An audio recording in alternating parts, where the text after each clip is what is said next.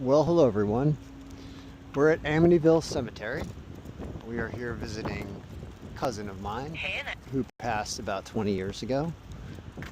He's hanging out over there. We said hello. Keep in mind, I do these videos not to be disrespectful or disgraceful to those that lay before us that have passed. We're here merely to explore and learn about people who are here, learn about history of the area, and to remember folks, because as they live in our memory, they live on that way. So as we walk around, this is a pretty beautiful cemetery here on Long Island, New York. And we were just talking about the Ketchum family that apparently has a plot here. Now, what did you say about the lore behind the Ketchum family? Yeah, absolutely. And I love that approach. It's always about just respectfully remembering and kind of keeping their stories alive.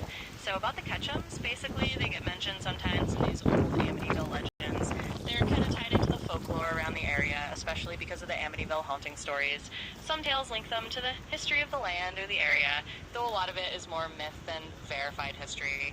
But it definitely gives the place a bit of an intriguing aura. How about the Westfalls, Emil and Haiti, 1859 to 1926, 1862 to 1942, beautiful stone. What can you tell me about the Westfalls?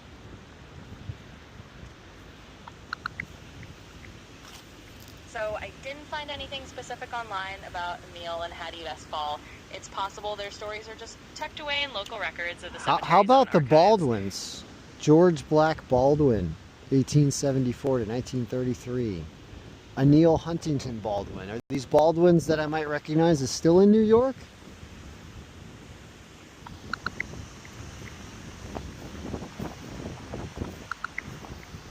So a little background on George Black Baldwin. He was actually born in Quebec in 1874 and married Annie Huntington in New York. They lived around Babylon and Amityville for quite a while, so he does have a bit of a New York connection, though not necessarily someone super famous, just an interesting local history tidbit.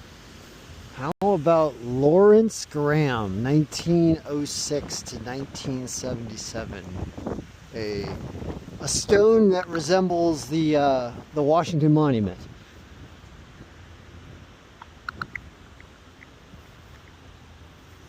I didn't find any specific details about Lawrence Graham with that Washington Monument-like headstone. It might just not be widely documented online, so if you're curious, definitely worth chatting with the cemetery staff or local historians. Sometimes those on-the-ground stories are the best way to find out more. It's a very peaceful place. People that have been It really resting does. here for 100 years in some cases and more.